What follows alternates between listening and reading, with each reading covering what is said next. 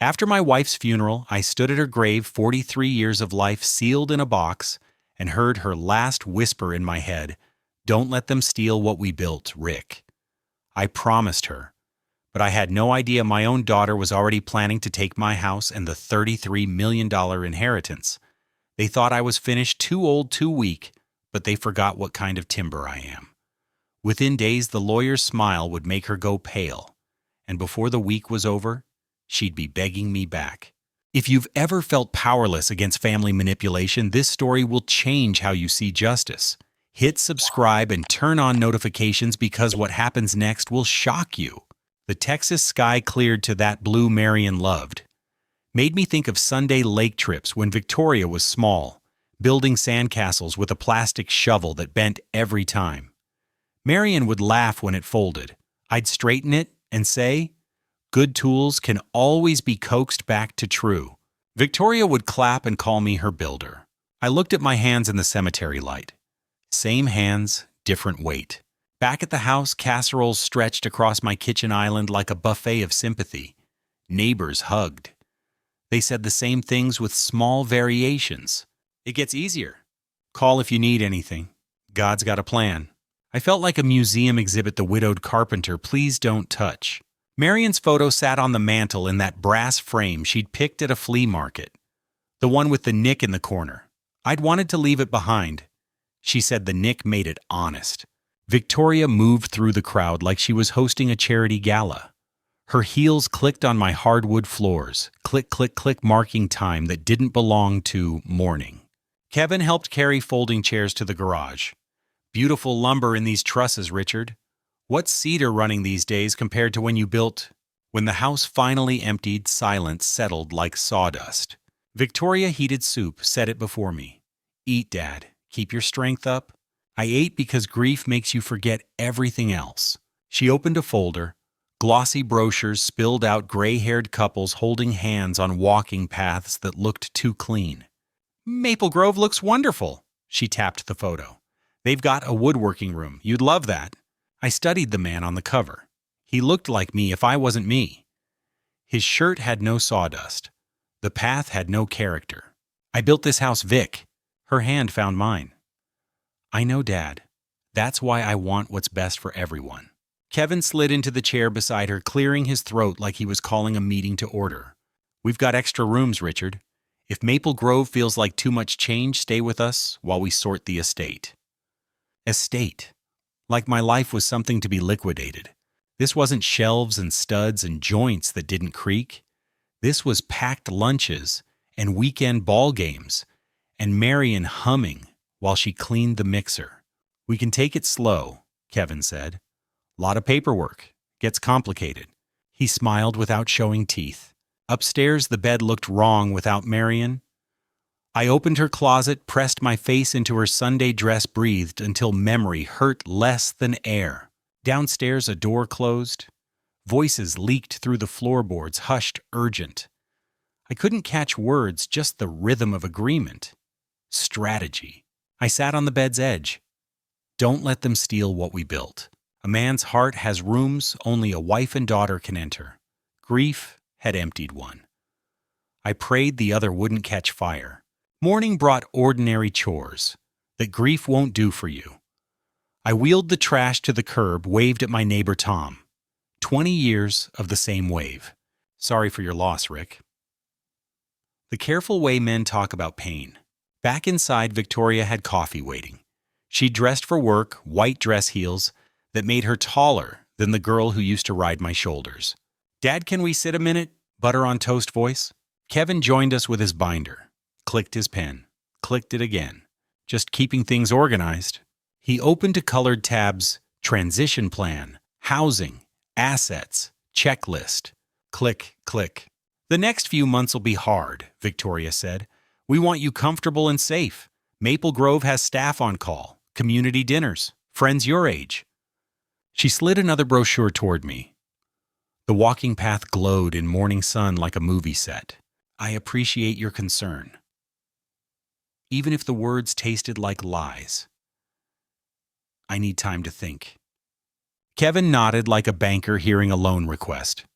Of course, no rush. We can revisit next week. Victoria's phone lit up. Her smile slipped before she tucked it back in place. I wanted to ask about the message, but grief had made me tired of questions. After lunch, I escaped to the garage. My workbench waited where I'd left it level, sitting beside the pipe wrench from my last repair. Marion used to stand in that doorway, pretending to scold me about sawdust in the kitchen. She never once asked me to stop building. The porch swing was still a promise in my head. I picked up cedar scraps, ran my palm along the grain.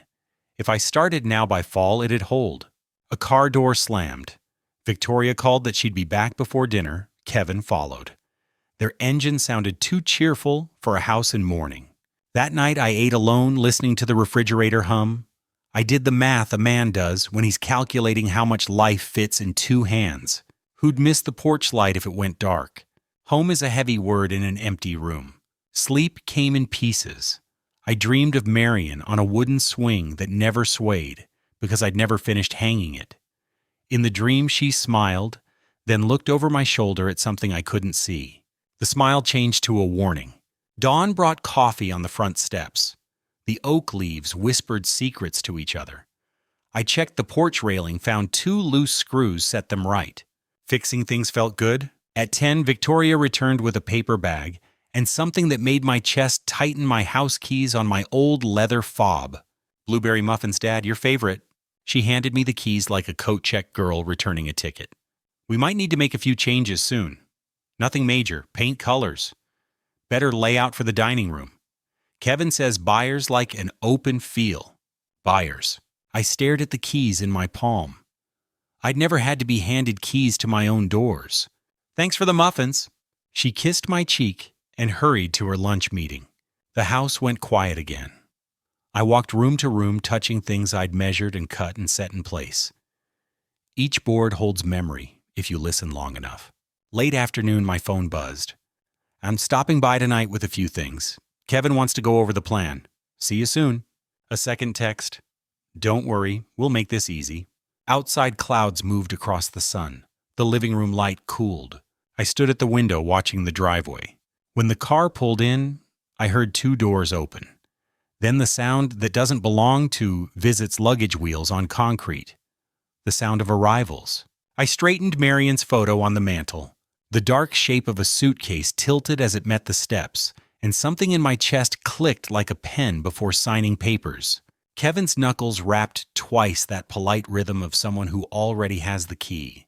The door swung wide. Suitcases first gliding over my hardwood like sharks, then Victoria's voice bright as stage lights. We brought essentials to make the transition easier. She kissed my cheek-set folders on my console table. Color tabs peeked out like surrender flags. Kevin rolled bags down the hall, paused at the dining room wall. Tapped the drywall with one finger. Open this up, get better sight lines from the entry. Buyers love that flow. Buyers again. Let's sit, I said. They didn't. Victoria folded her hands like Marion used to when hiding nerves with manners.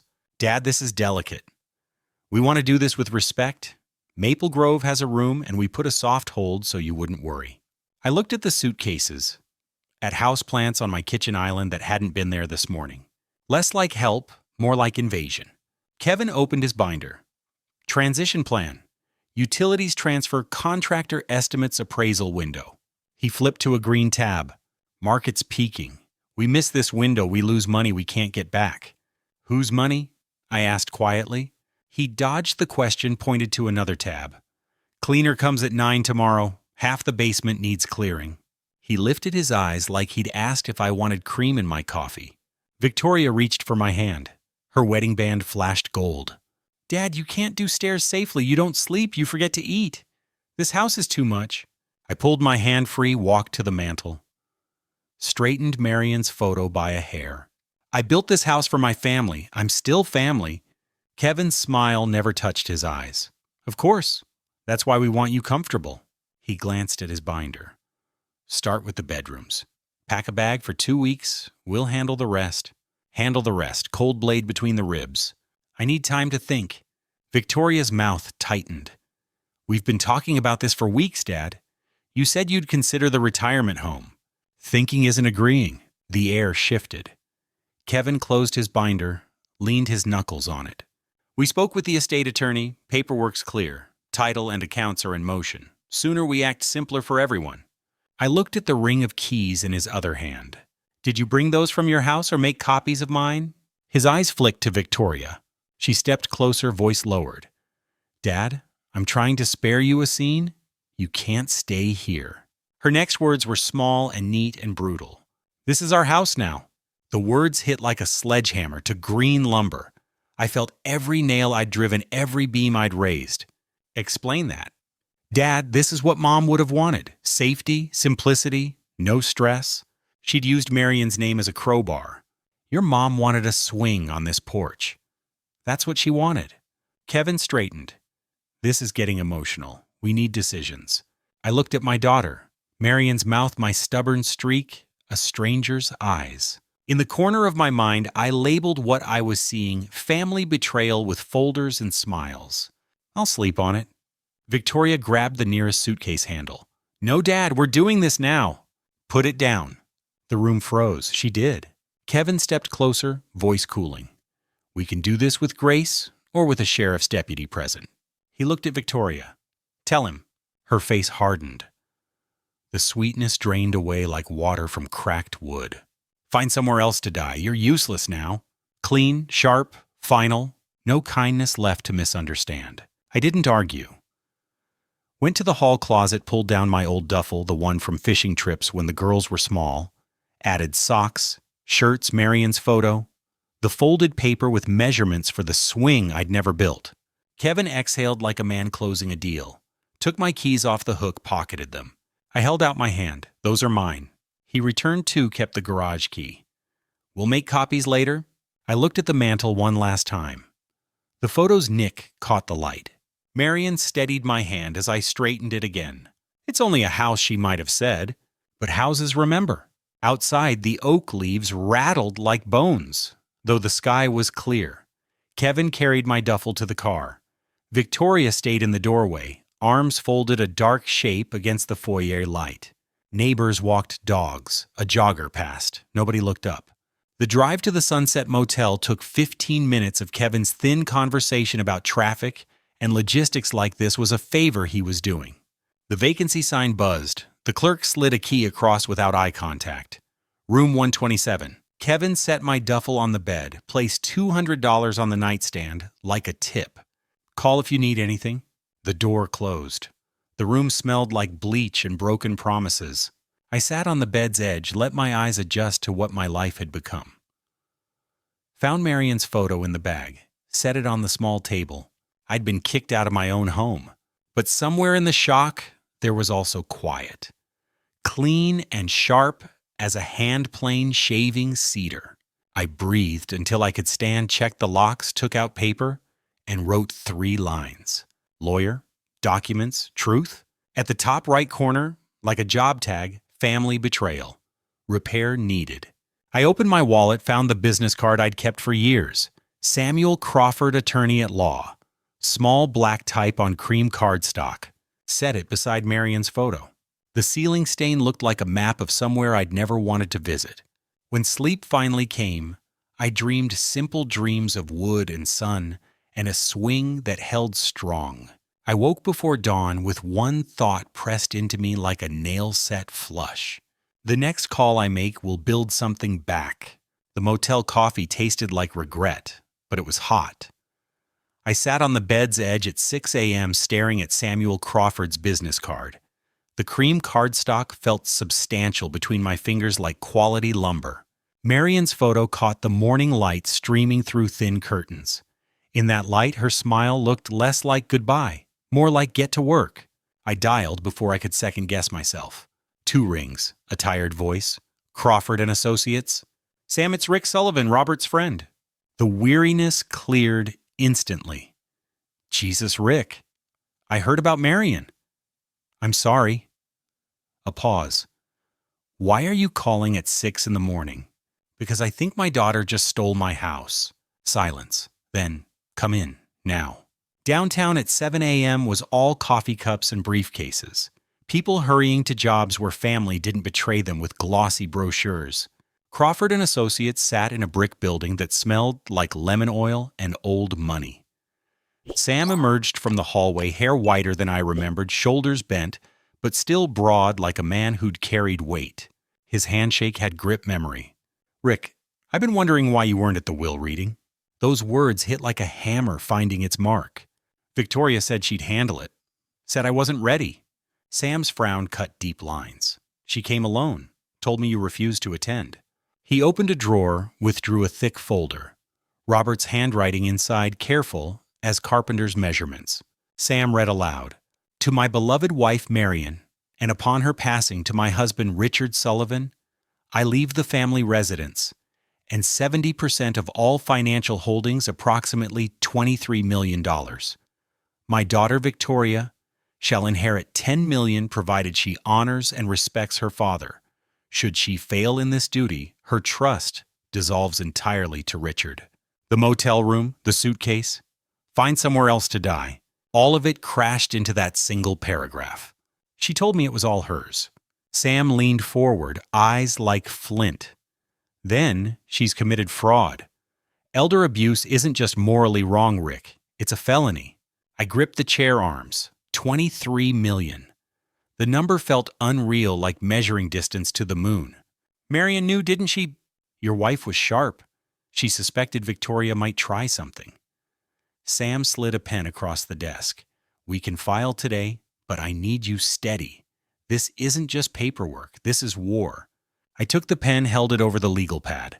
My hand trembled not from age, but from fury, finally finding direction. I signed like I was driving nails, hard, deep, permanent. Now we build a case. Detective Maria Rodriguez's office was second-floor brick building, smelled like old coffee and older lies. She looked like a woman who'd seen deceptions crack from the inside and found the sound boring. "Mr. Sullivan, what your daughter and son-in-law did meets Texas statute for elder abuse. That's a felony carrying 5 to 20 years. She let the words settle like mortar between bricks. I told her everything, clean and straight. Cemetery to suitcase to motel room 127. She wrote without looking up, then pushed tissues toward me. "I hate keeping those on my desk." "We don't need you to be a hero," she said. "Just tell the truth into the right microphone." She looked at Sam. "We'll open a case, but need corroboration beyond his word, and the will. If they filed false documents, there's a paper trail. Wire fraud brings federal friends to the party." Rodriguez turned back to me.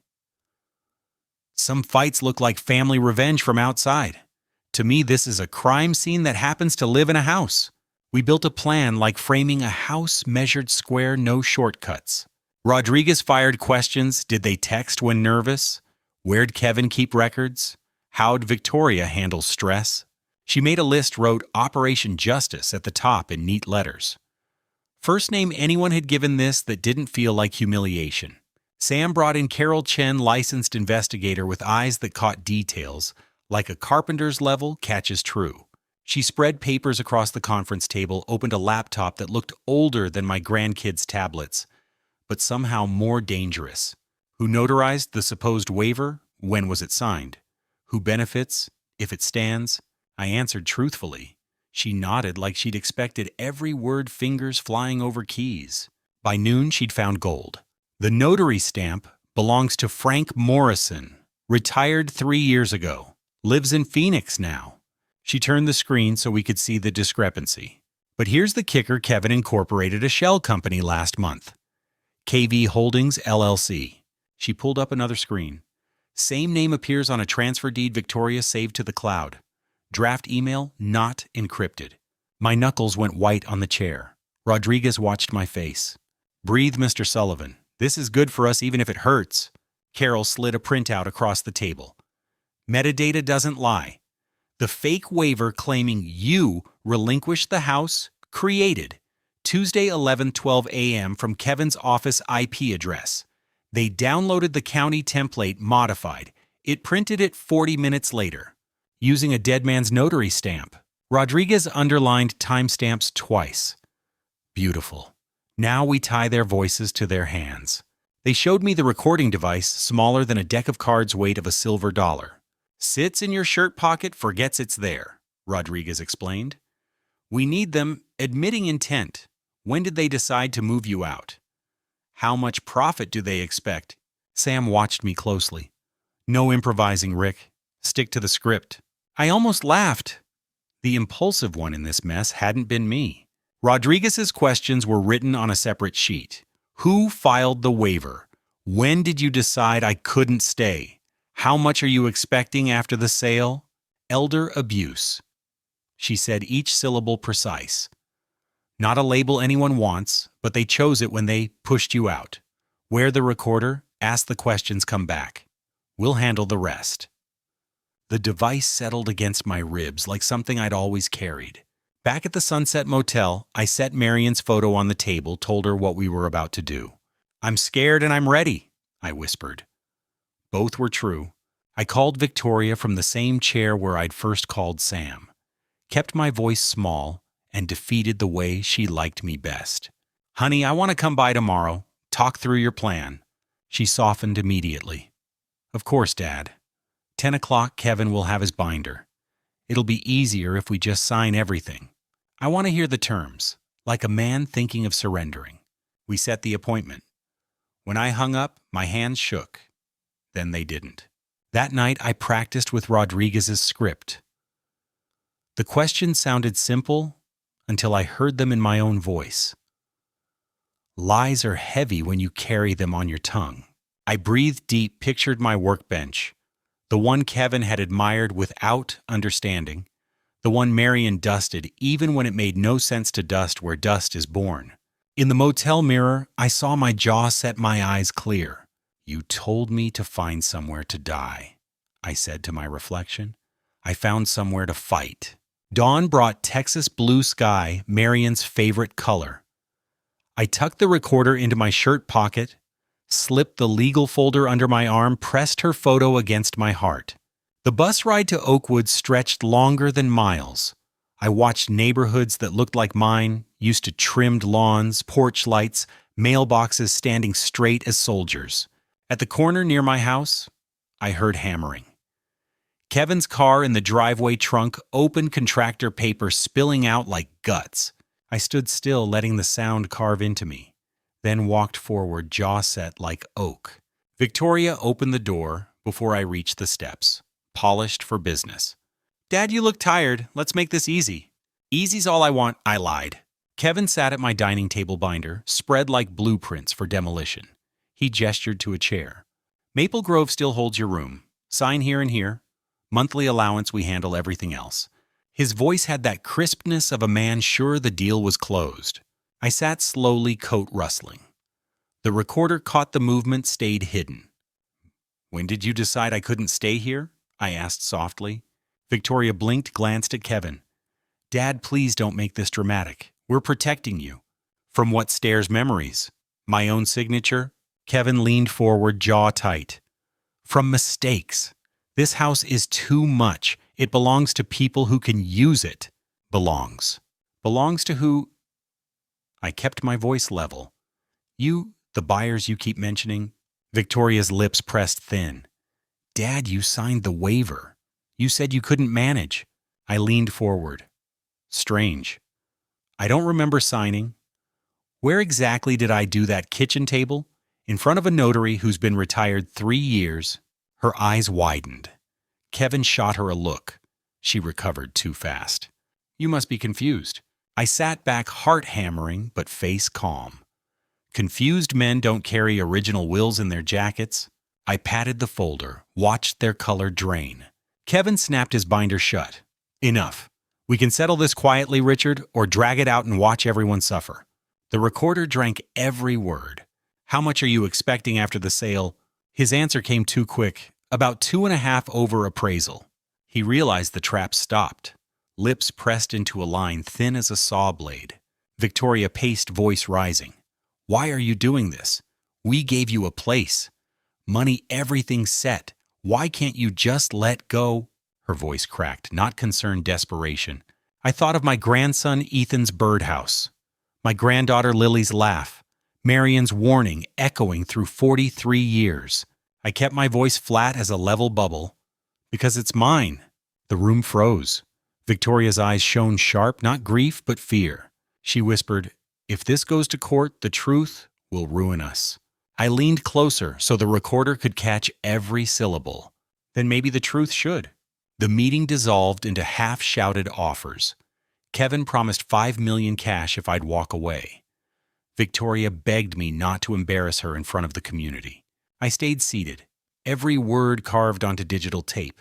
Finally, Kevin slammed his binder, stormed toward the door.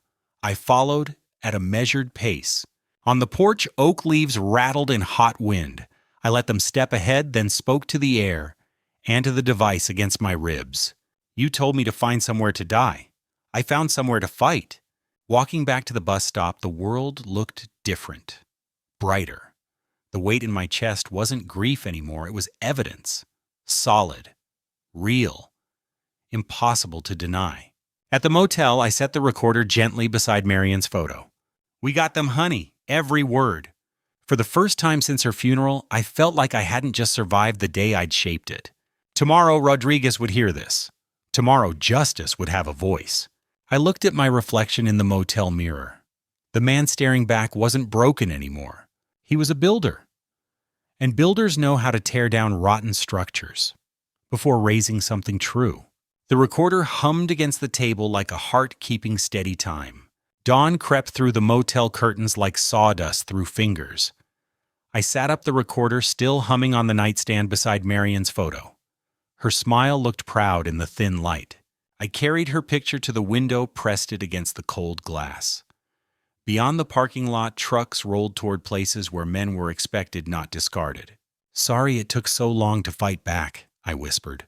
In the silence after, I felt something heavier than grief, righteous anger with direction. Rodriguez's office at 8 a.m. The recording played back like a confession booth in reverse. Victoria's voice filled the room, sharp and defensive, admitting piece by piece what she'd tried to bury.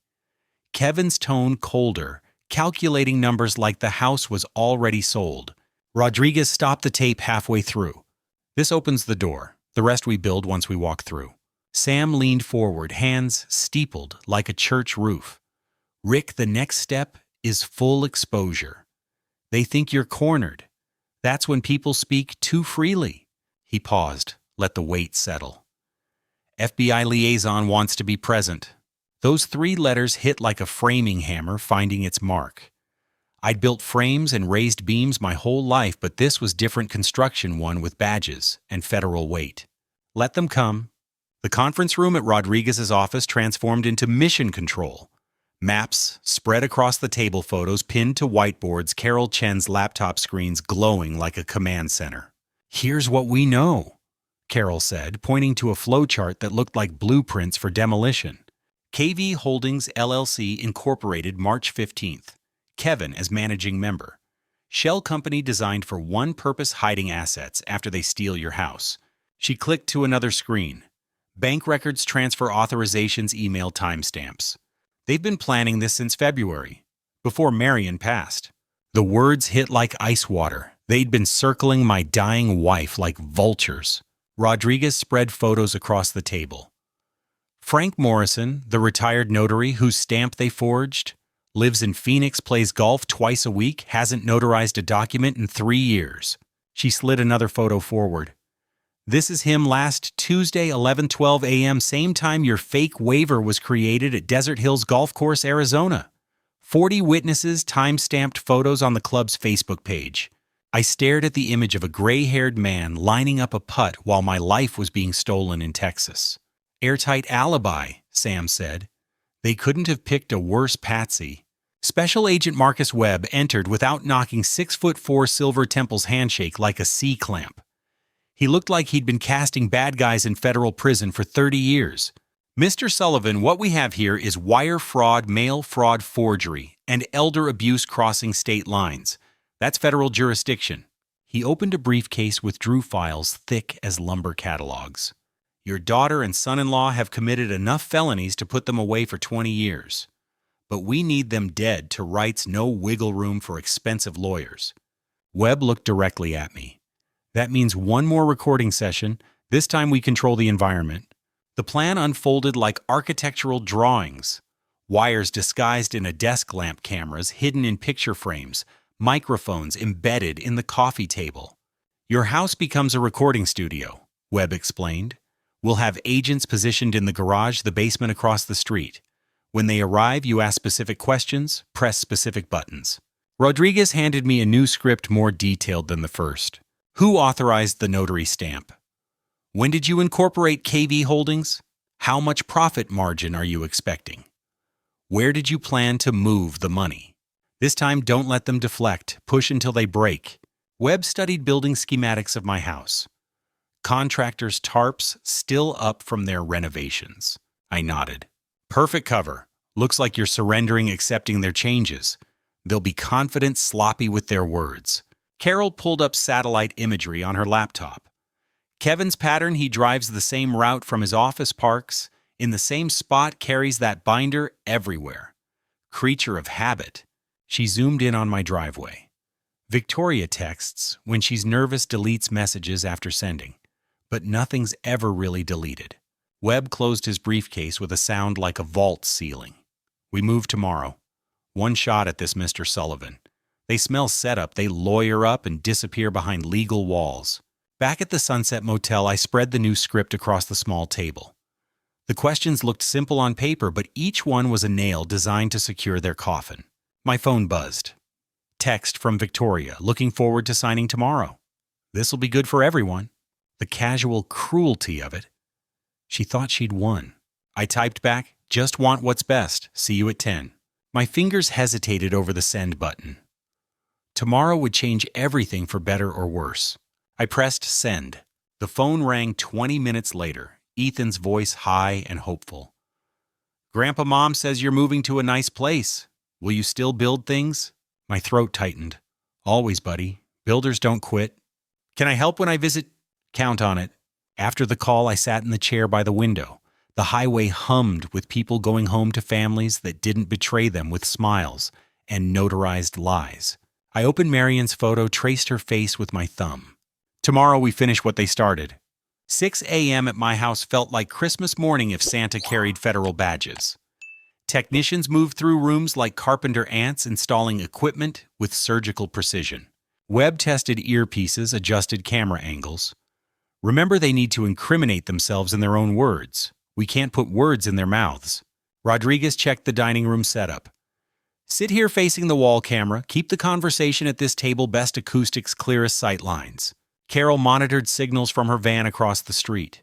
Through my window, I could see her laptop screens glowing like air traffic control.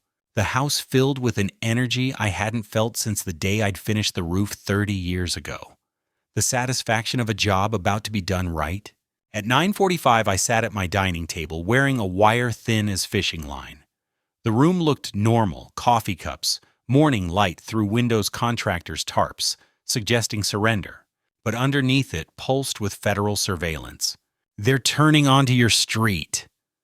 Carol's voice crackled through my earpiece. I straightened Marion's photo on the mantel one last time. Showtime. Kevin's knuckles rapped twice on my door, that same polite rhythm of ownership. Victoria entered first, heels clicking confidence across my hardwood. Dad, you look better. More settled. She kissed my cheek, set settlement papers on the console table. Kevin followed with his ever-present binder eyes scanning like he was appraising auction items. Let's make this simple, Richard. He gestured to the dining table. Sign here, take your monthly allowance, we handle the rest. I sat where Rodriguez had positioned me, cameras recording every micro-expression. Before I sign anything, I need to understand the timeline. I kept my voice steady, curious. When did you first discover Robert's accounts? Kevin blinked, thrown off his script. Excuse me, simple question. When did you discover Robert's accounts? He glanced at Victoria. She shifted, stammered. Dad, why bring up ancient history? I leaned forward. Because nothing's ancient when you forge signatures to steal what isn't yours. The room's temperature dropped 10 degrees. Who authorized using Frank Morrison's notary stamp? I pressed. Victoria's coffee cup rattled against her saucer. I don't know what you mean. Sure you do. The stamp that notarized my supposed waiver. From a man who's been retired 3 years, lives in Arizona, was playing golf the day you claim he notarized my signature. Kevin's binder snapped shut. This is getting paranoid, Richard. Is it paranoid to ask about KV Holdings LLC, your shell company incorporated last month? Dead silence. Victoria's face went white as primer. How'd you know about... She caught herself, but too late. The room exploded into motion. Front door burst open, side door, back door. FBI hands where we can see them. Agents flooded in like water through a broken dam. Yellow letters across black jackets, voices commanding movements precise as military drill. Victoria gasped, dropped her purse. Kevin cursed, reached for his binder like it could somehow save him. Webb stepped through the chaos, voice calm as Sunday morning. Kevin Hayes, Victoria. Hayes, you're under arrest for wire fraud, mail fraud, forgery, and elder abuse. Papers scattered across my floor like autumn leaves. Kevin's precious binder fell open, revealing the depth of their planning, appraisal estimates, buyer contacts, moving schedules. All of it evidence now. Victoria stared at me, tears cutting tracks through her makeup. Dad, how could you do this to family? I stood slowly, feeling every year and every betrayal in my bones. Family doesn't steal your house while you're grieving. Agent Webb read them their rights while 2 other agents secured the scene. Miranda warnings echoing off walls I'd built with my own hands. Through the window, I watched neighbors gathering on sidewalks. The humiliation was public, permanent, viral in the age of cell phone cameras. Eleanor Hayes screeched into the driveway and her Mercedes stepped out draped in jewelry and fury. She marched to the porch like she was leading a cavalry charge. Richard, we can settle this privately. $5 million wired today. You drop the charges, everyone wins. I shook my head. No more settlements, no more silence. Think of your grandchildren. I am. That's exactly why I won't take your money. She climbed back into her car, tires squealing protest as she sped away. Inside the house was quiet again. Agents had removed Victoria and Kevin in separate vehicles, their freedom traded for felony bracelets. I walked room to room, touching walls as if to remind them we'd survived. The contractor's tarps still covered sections of floor, but they were powerless now, just cloth over wood. Marion's photo caught the afternoon light, the small nick in the brass frame glinting like a battle scar that proved endurance. Rodriguez found me on the front porch an hour later, sitting on the steps. Like I had as a young father waiting for Victoria to come home from dates. "How do you feel?" she asked. I considered the question. The house stood solid around me. The legal weight was lifted. Justice wore federal badges and had serial numbers. Like I can breathe again. She sat beside me, professional demeanor softening into something almost maternal. The charges will stick. Too much evidence, too many witnesses. Your house is yours. Your money is yours. Your life is yours. A pause. But Richard, I looked at her. Your daughter's going to prison. Kevin too. That's not victory, that's just necessary. I nodded. Sometimes necessary and right occupy the same space. What happens to my grandchildren? Children's Services will place them with suitable relatives. Your choice if you want them. The oak tree rustled above us, leaves whispering secrets I was finally ready to hear. They'll always be welcome here. Rodriguez stood, brushed dust from her pants. Court date's set for October. You'll need to testify, but it's mostly formality. They're going to plea bargain. She walked to her car, turned back once. You did good, Richard. Sometimes the only way to save a family is to hold it accountable.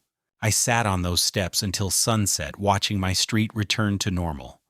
Dog walkers, joggers, kids on bicycles. The ordinary rhythm of life in neighborhoods where houses stay with their builders. Inside, I made tea and Marion's old kettle carried it to the living room. Her photo seemed different now, less grief, more presence, like she'd been waiting for this moment to finally rest. We got them, honey, every last one. The house settled around me with sounds I'd missed: the refrigerator's hum, the clock's tick, the whisper of air through vents I'd installed myself. For the first time since her funeral, the silence didn't feel empty. It felt like peace. I woke in my own bed for the first time in weeks, but the house felt different, like a building. After renovations, familiar, yet changed. The arrest had left invisible marks on every room. Coffee in Marion's old kitchen. I opened the morning paper, front page above the fold. Elder abuse, scandal rocks Oakwood, local father exposes daughter's 23 members fraud. My photo from 20 years ago, back when newspapers covered city council meetings. Victoria's mugshot beside it, hollow eyes, no makeup. The girl who used to call me her builder, now reduced to booking number 717345592.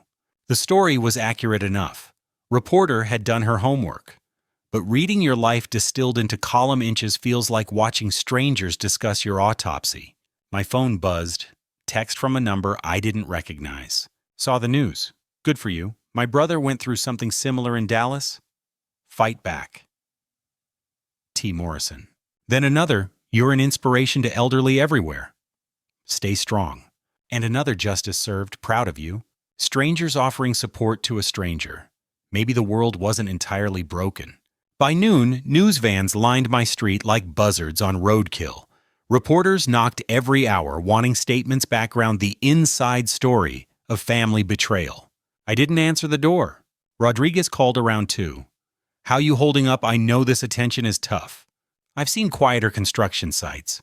She laughed. It'll die down, always does. Week, maybe 2. Something else will grab headlines. What about Victoria and Kevin? Arraignment's Thursday. They'll plea bargain, always do when evidence is this solid. Your testimony will seal it, but honestly, we could convict without you saying a word.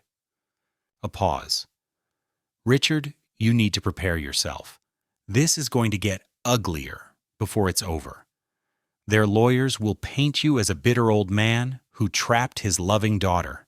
Let them try. They will, count on it. Wednesday brought unexpected visitors. Carol Chen arrived with 3 elderly people I'd never met, 2 women, 1 man, all carrying manila folders thick as phone books. Richard, meet Margaret, Frank, and Dorothy. They've been following your case. Margaret, maybe 75, silver hair pulled back like a school principal. My son did something similar in Houston. Took 2 years to get my house back. Frank, older hands shaking slightly. Grandson cleaned out my accounts. Said it was for investment opportunities. Lost everything. Dorothy, the youngest, at 68. Daughter-in-law convinced my boy I was losing my mind. Had me declared incompetent, moved me to a facility. Took 18 months to prove I was fine. They sat in my living room sharing stories like war veterans comparing scars. Each tale followed the same pattern. Family member gains trust, isolates the elder, manipulates finances, justifies theft as helping. The thing is, Margaret said, they always think they're doing good. That's what makes it so evil. Carol spread brochures across my coffee table. Support groups, legal aid societies, advocacy organizations. What you've done here fighting back, winning it matters. Other people need to see it can be done. Frank leaned forward, voice steady despite the tremor in his hands. Would you consider speaking, telling your story to groups like ours? I looked at Marion's photo on the mantel. 3 months ago, I was a grieving widower who just wanted to be left alone. Now they wanted me as a poster boy for elder justice. I'm not much of a speaker. Dorothy smiled. Neither was I, but sometimes the world needs to hear from regular people who refuse to quit. That evening, Sam Crawford stopped by with a proposal that would have sounded insane a month ago. Rick, I've been thinking. This case is going to be studied in law schools. The evidence collection, the federal coordination, the outcome, it's textbook stuff. He pulled out architectural drawings, blueprints for an office building. I want to start an elder protection firm, specialize in cases like yours. And I want you involved not as a victim, but as a consultant. Someone who understands the emotional side of financial abuse. The drawings showed a modest 2-story building with conference rooms, legal offices, and something unusual, a workshop space labeled therapeutic activities. Figured you might want to teach woodworking to other seniors. Therapy through building, hands busy, minds healing. I traced the workshop's outline with my finger. You're serious about this. Dead serious. The settlement from Victoria and Kevin's plea bargain will fund it. Your money, your choice, how to use it. The irony was sharp as a saw blade. They'd tried to steal my house to build their future. Instead, their crime would build hope for other elders. I'm in. Thursday morning brought arraignment coverage on every local channel. I watched from my living room as Victoria and Kevin shuffled into court wearing orange jumpsuits in shame. The judge, a stern woman who looked like she'd raised 5 kids and buried 2 husbands, didn't waste time. The defendants are charged with wire fraud, mail fraud, forgery, and elder abuse. How do you plead? Kevin's lawyer, expensive suit, and practiced smile, not guilty by reason of... The judge cut him off. Not guilty or guilty. Choose one. Not guilty, Your Honor. Victoria's lawyer, equally polished. My client pleads not guilty, Your Honor. We believe this is a misunderstanding between family members that... Another interruption. Save the speeches for trial counselor. Not guilty is noted. Bail hearing next. Kevin's mother, Eleanor, stood in the gallery, purse clutched like a weapon, ready to write whatever check would free her precious son. But Webb had done his homework. Financial records showed hidden assets, multiple accounts, flight risk factors. Bail denied. The judge ruled. Trial set for October 15th. Eleanor's face went through 5 stages of grief in 10 seconds. Friday evening social services arrived with 2 small faces I hadn't seen since the funeral. Ethan, now 8, clutched a backpack covered in superhero patches. Lily, 6, hid behind her brother, like he could shield her from the adult chaos that had swallowed their parents. Ms. Patricia Williams, caseworker, mid-40s, with kind eyes behind wire-rim glasses. Mr. Sullivan, these children need temporary placement while we sort custody. You're their closest relative willing to take them. I knelt to their level, trying to look less like the scary grandfather from recent news coverage. Hey, buddy, remember me? Ethan nodded slowly. Your mom's dad, the one who builds things. That's right, still building, always will be. Lily peeked out from behind her brother. Grandpa, why is Mommy in jail? The question every adult had been dreading. I looked at Ms. Williams. She nodded your call. Sometimes grown-ups make bad choices, sweetheart.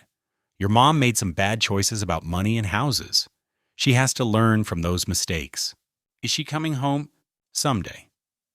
But for now, you're going to stay here with me. If you want to. Ethan straightened his shoulders like a little soldier. We want to. The house transformed overnight from bachelor's grief cave to active family headquarters. Suddenly, cartoon voices echoed from the living room, toys appeared in every corner, and the refrigerator filled with juice boxes and string cheese. I'd forgotten how much noise children make just by existing. Saturday morning, Ethan found me in the garage examining the half-built porch swing frame. What's that going to be? A swing. For the front porch. Your grandmother always wanted one. Can I help? I handed him a piece of sandpaper. Always room for another builder. We worked in comfortable silence the way men do when words aren't necessary. His small hands smoothed wood with surprising patience. Grandpa, yeah, buddy. Are you going to send us away like Mom sent you away? The question hit like a sledgehammer to the chest. I set down my tools, turned to face him fully. Ethan, listen to me. This is your home.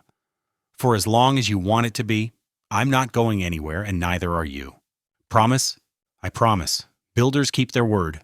September flew past in a blur of school registration, custody hearings, and trial preparation. Rodriguez and Webb visited regularly, fine-tuning testimony, reviewing evidence, preparing me for cross-examination. Defense will try to paint you as vindictive, Webb warned. They'll say you engineered this whole thing for revenge. Let them. Truth has its own weight.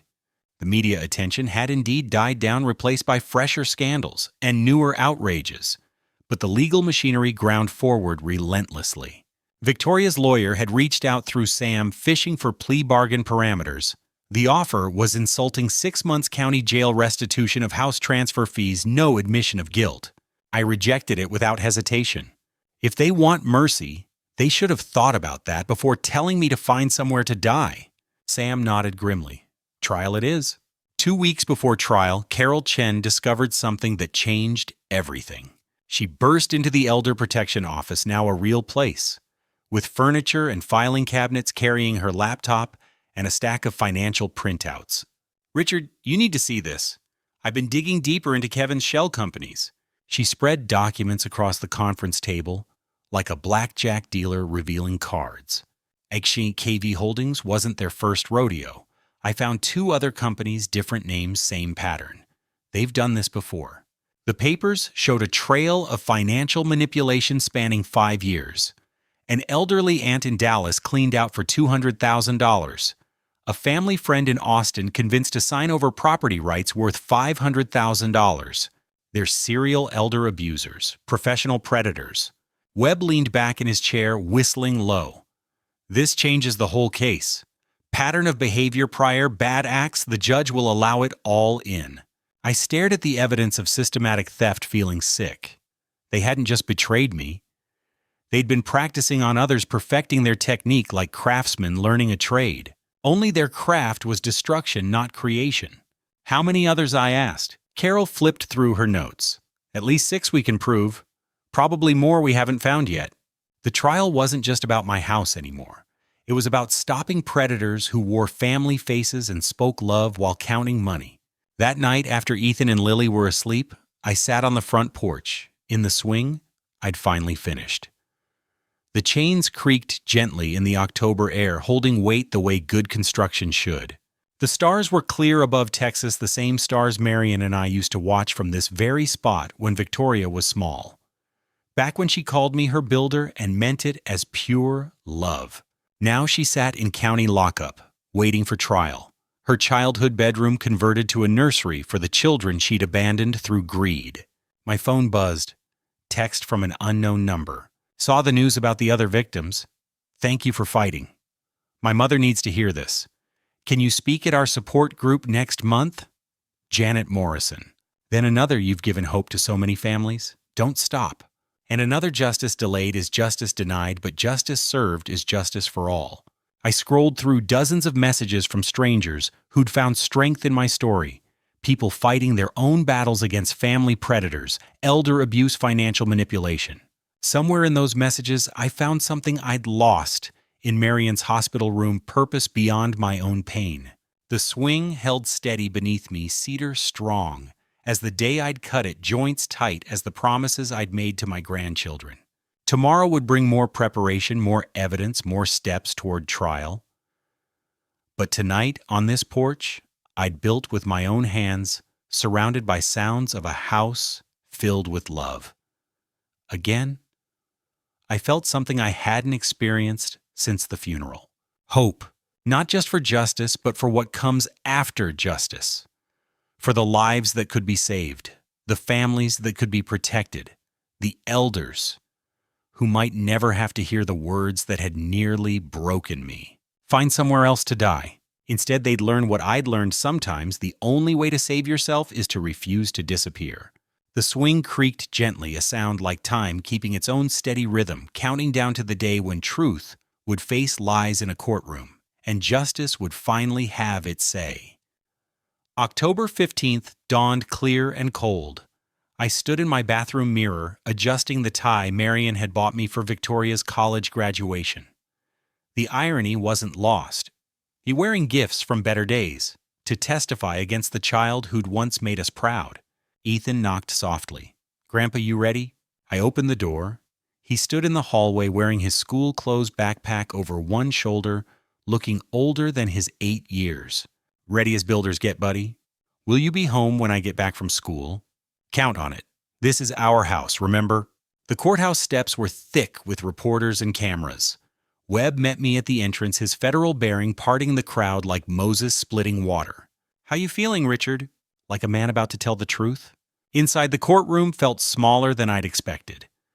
Victoria sat at the defendant's table in a navy dress that made her look like the daughter I'd raised, not the stranger who'd stolen my home. She didn't meet my eyes. Kevin sat beside her, expensive suit, hands folded. He looked like a banker about to deny a loan. Judge Patricia Morrison, no relation to the golfer, whose identity they'd stolen, called court to order.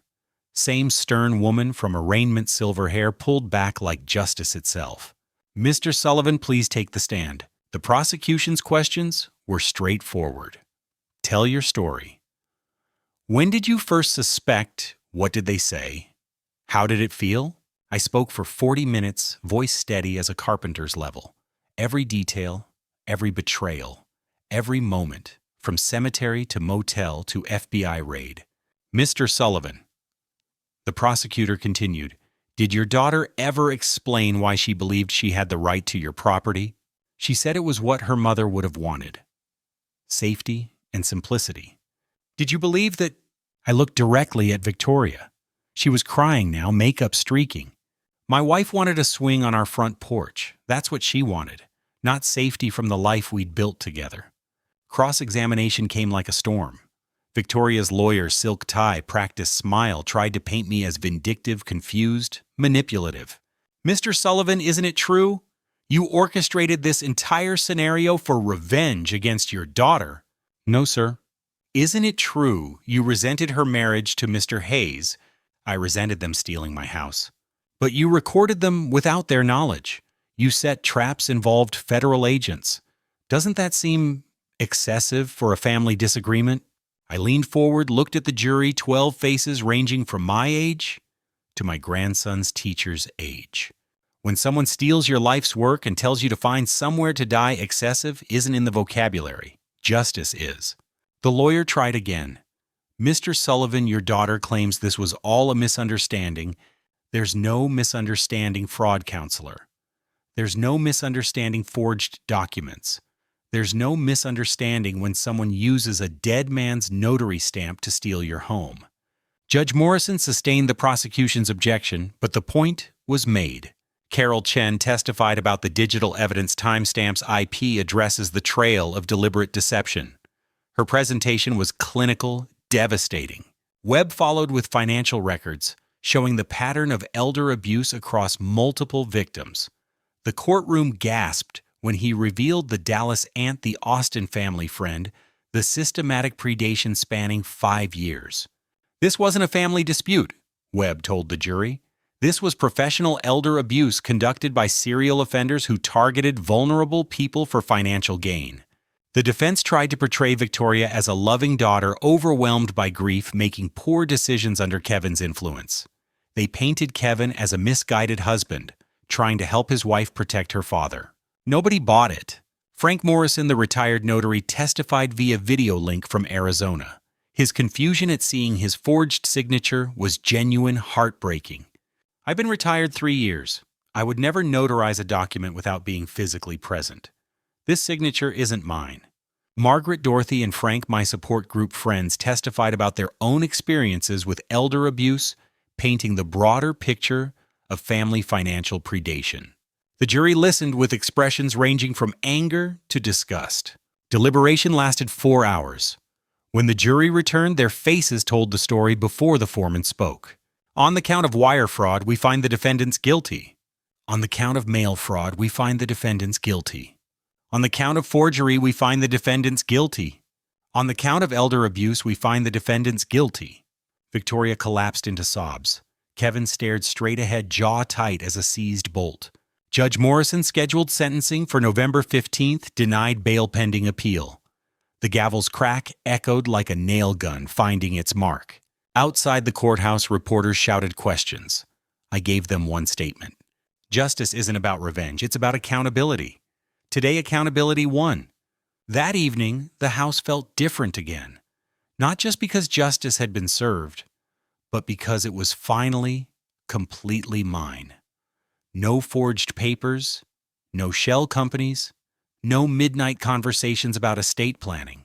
Ethan and Lily waited on the front porch, swinging gently on the cedar swing I'd built from promises and patience. Did you win, Grandpa? Lily asked. We all won, sweetheart. The truth won, Rodriguez called during dinner. Sentencing hearings in a month. They'll probably get 15 to 20 years each. Kevin might get additional federal charges for the pattern of abuse. What about restitution? Everything they stole plus penalties. Your legal fees, emotional damages, the works. You'll be financially secure for life. After the call, I walked through my house room by room. Each board, each joint, each carefully measured angle was exactly where I'd put it 30 years ago. The house had survived betrayal, survived strangers trying to measure it for sale, survived the weight of federal surveillance equipment. It had endured because it was built to last like promises that matter. 3 months later, the Crawford and Sullivan Elder Protection Center opened its doors. The workshop space hummed with activity seniors learning woodworking, building birdhouses, for grandchildren repairing furniture that held memories. Margaret ran support groups in the conference room. Frank, despite his tremor, taught basic financial literacy. Dorothy organized community outreach, identifying at-risk elders before predators found them. I taught woodworking 3 afternoons a week, showing hands that had carried decades how to hold tools that created instead of destroyed. Good wood can always be coaxed back to true. I told my students words Marion had heard me say 1,000 times. Just like good people. The center operated on settlement money from Victoria and Kevin's conviction. They'd tried to steal my future and instead had funded hope for hundreds of other elders. Poetic justice has its own blueprint. 6 months after the trial, a letter arrived with prison postmark. Victoria's handwriting, careful as her childhood thank you notes. Dad, I know I have no right to write this, and you have no reason to read it. But I need you to know I understand now what we did to you. What I did to you. Prison counselor says I need to take responsibility without expecting forgiveness. So here it is, I stole your life because I thought money mattered more than family. I used Mom's memory as a weapon against the man who loved her most. I told my own father to find somewhere to die. There's no excuse, no explanation that makes it right. The kids write me sometimes. They seem happy. Ethan says you're teaching him to build things. Lily says the swing holds her perfectly when she reads books outside. You kept your promise to Mom. You didn't let us take what you built. Thank you for saving my children from the woman I became. I won't write again unless you want me to. But I needed to say this once you were always the builder in our family. I was just the one who learned to tear things down. I'm sorry doesn't fix what's broken, but I'm sorry anyway. Victoria. I read it twice, then folded it carefully and placed it in the drawer beside Marion's photo. Not forgiveness, not yet, maybe not ever, but acknowledgement that some broken things recognize they're broken. That's a kind of beginning. 2 years after the verdict, I sit on my front porch as autumn settles over Texas. The swing creaks gently beneath me, cedar aged to silver chains, still holding true. Ethan, now 10, works on a birdhouse at his own small workbench in the garage. His cuts are getting straighter, his joints tighter. Good tools, patient teaching, steady hands. Lily, 8, reads on the porch beside me, sometimes asking what words mean. Sometimes just enjoying the sound of pages turning and chains creaking, and Grandpa breathing steady in the evening air.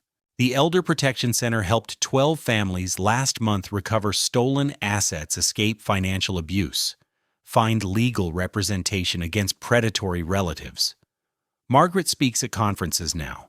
Frank wrote a book about recognizing elder fraud. Dorothy got married again at 72 to a man who builds furniture for fun. My phone buzzes with messages from strangers who found strength in my story, people fighting their own battles against family betrayal, elders refusing to disappear when children tell them their lives are over. The house settles around us with sounds of love laughter from the kitchen, where takeout pizza waits homework rustling at the dining table, the refrigerator humming its same song it's hummed for 30 years. Victoria serves her sentence in federal prison in Colorado. Kevin's in Texas, different facility. They'll be eligible for parole in 12 years if they demonstrate genuine rehabilitation. The grandchildren ask about them sometimes. I tell them the truth. Sometimes people make choices that hurt the people they're supposed to love, and those choices have consequences that last longer than anyone wants. But I also tell them this family isn't just DNA. Family is who stands by you when you're vulnerable, who builds you up instead of tearing you down, who keeps promises even when keeping them gets hard. The swing holds us all past present future weight distributed across cedar beams and galvanized chains, and the patient engineering of love that measures twice, cuts once, and builds to last.